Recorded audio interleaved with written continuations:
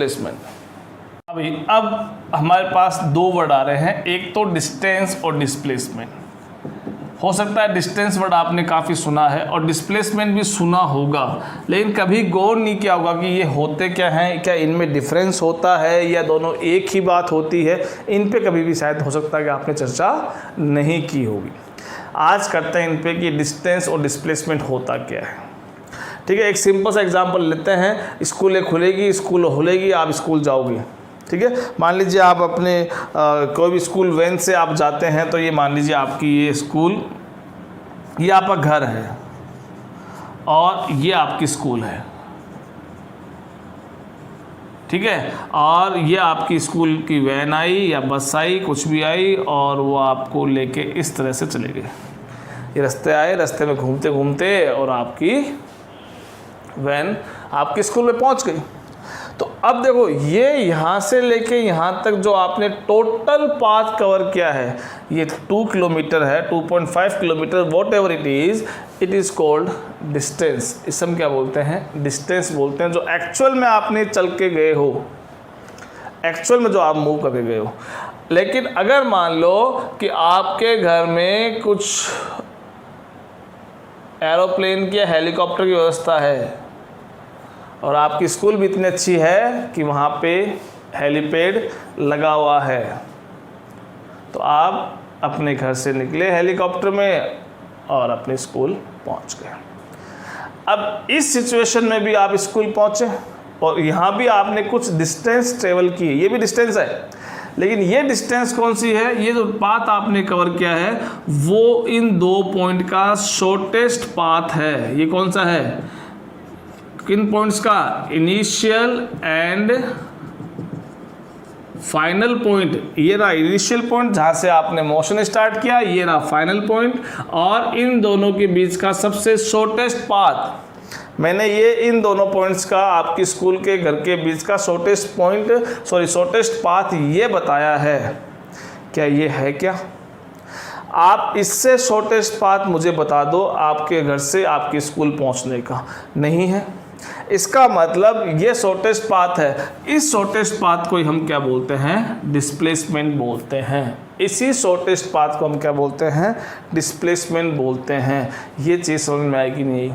ये डिफरेंस समझ में आया कि नहीं आया?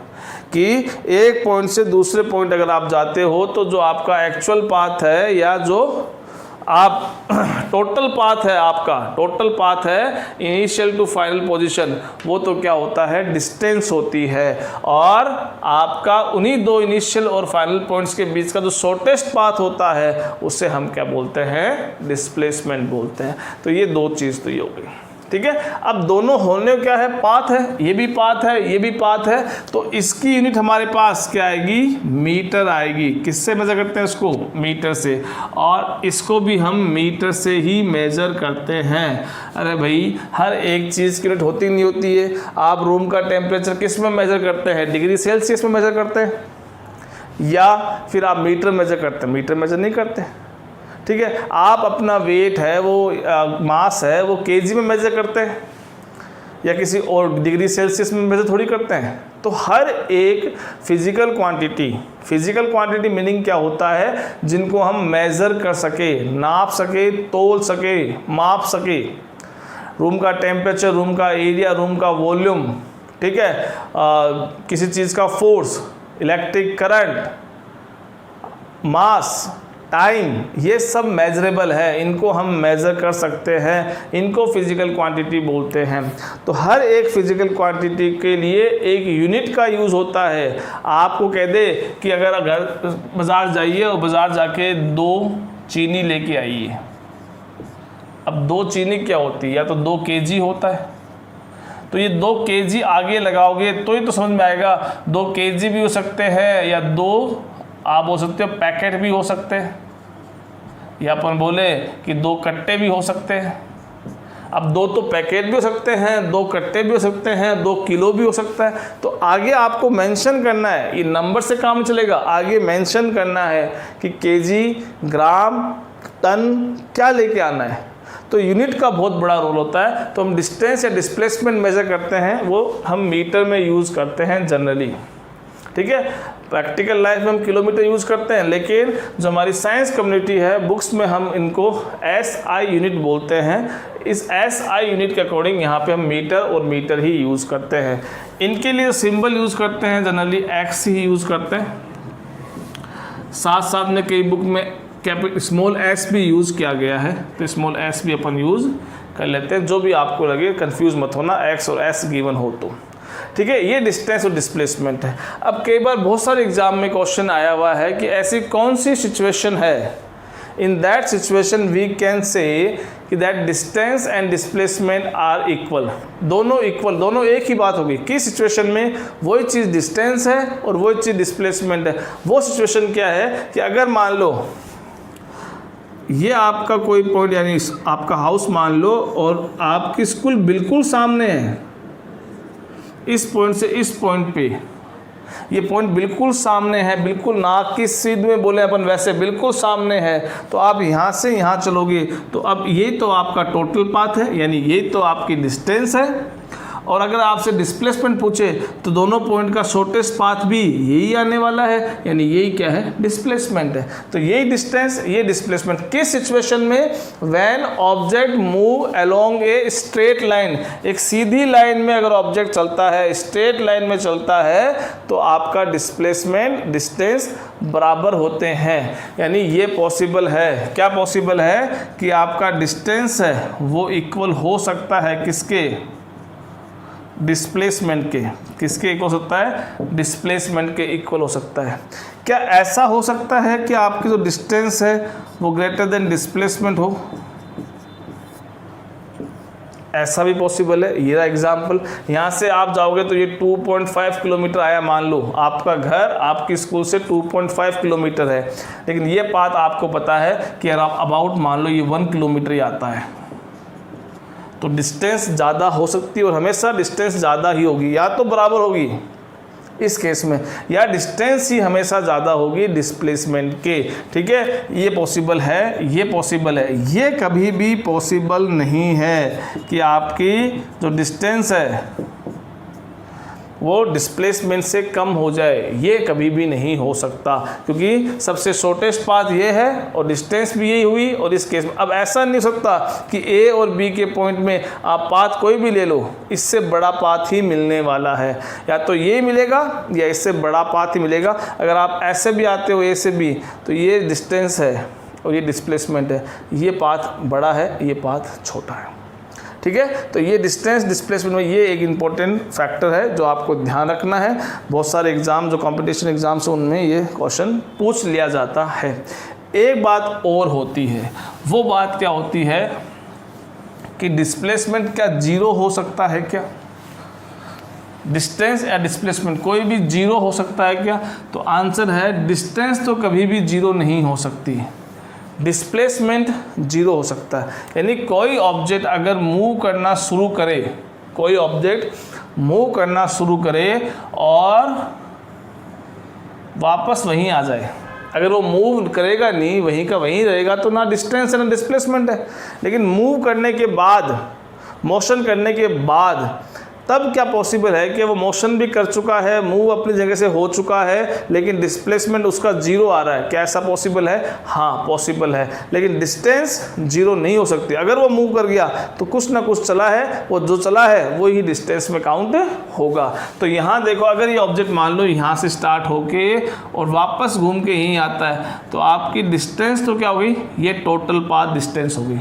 लेकिन डिस्प्लेसमेंट की डेफिनेशन क्या थी? डिस्प्लेसमेंट क्या था? Shortest path between initial and final position. तो ये तो आपकी इनिशियल है और यही आपकी फाइनल है, तो यही आपका पॉइंट हो गया। तो यहाँ दोनों पॉइंट एक ही पॉइंट पे आ गए, इनिशियल पॉइंट भी ए पॉइंट पे है, फाइनल पॉइंट भी ए पॉइंट पे। इसका मीनिंग आपका डिस्प्लेसमेंट कितना आ गया? जीरो आ गया। तो पॉसिबल है कि डिस्प्लेसमेंट जीरो हो, डिस्टेंस जीरो नहीं हो सकती। ये बात समझ में आ गई आपको? तो ये हमारा डिस्टेंस और डिस्प्लेसमेंट को लेके हमारा टॉपिक था। और अब हम देखो इसमें एनसीईआरटी में क्वेश्चंस गिवन हैं, वो हम देख लेते हैं। इन टेक्स्ट क्वेश्चन जिनको बोलते हैं, तो देखिए आपकी बुक होगी आपके पास या स्क्रीन पे मैं शेयर कर देता हूँ। 8 या पेज नंबर 100 पे देखो, क्वेश्चन रीड करो।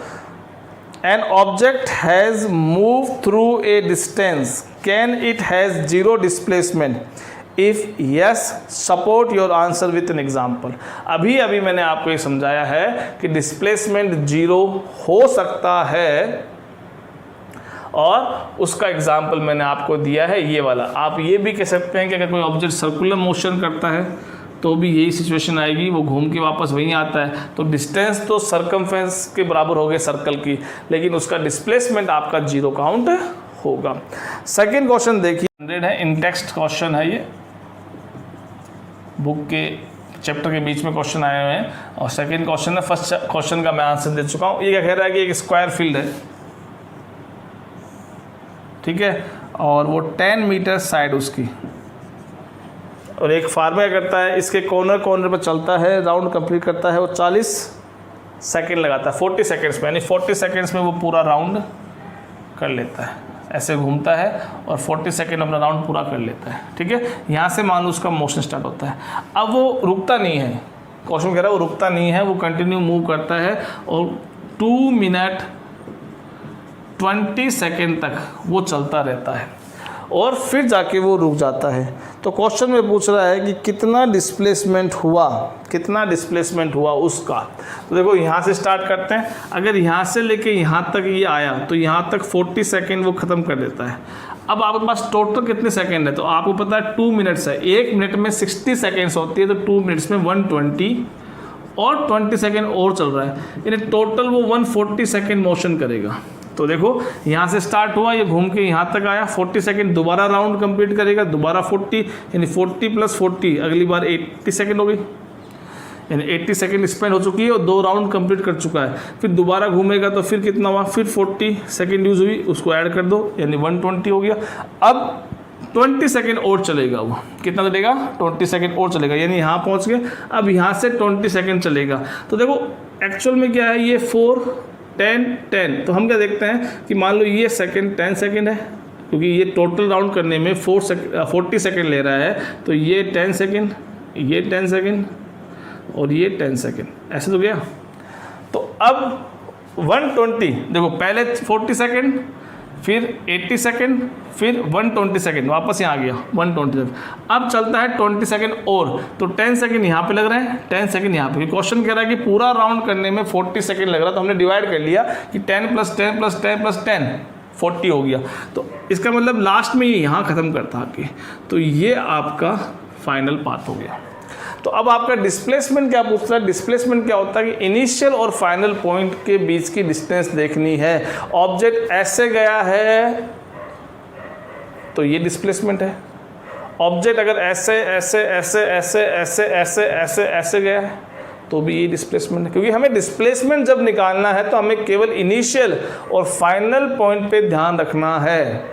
वो रास्ते में कैसे घूम के गया, कैसे नहीं गया, किस रास्ते से गया, उससे हमारा डिस्प्लेसमेंट निकालते वक्त कोई लेन देन नहीं है, ठीक है। तो हमारे लिए यहाँ से स्टार्ट करता है और 1-2 मिनट 20 सेकेंड चलने के बाद में वो यहाँ ख़त्म करता है। तो ये इनिशियल पॉइंट, ये फाइनल पॉइंट, तो ये बन गया आपका स्क्वायर का डायगोनल।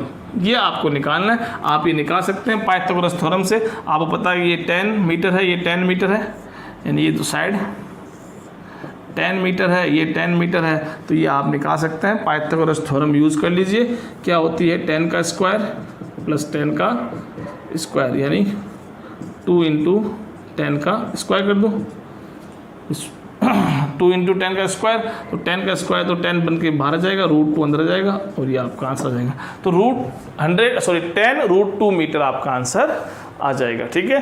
एक क्वेश्चन और है इसमें, वो देख लेते हैं फिर ख़त्म करते हैं क्लास आज की।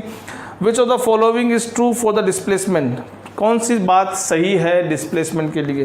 पहला क्या रखा है, it can not be zero, ये जीरो नहीं हो सकती, गलत बात है। हमने इसको जीरो प्रूव करके दिखाया है, तो जीरो हो सकती है, ये आपने इसको प्रूव करके दिखाया है।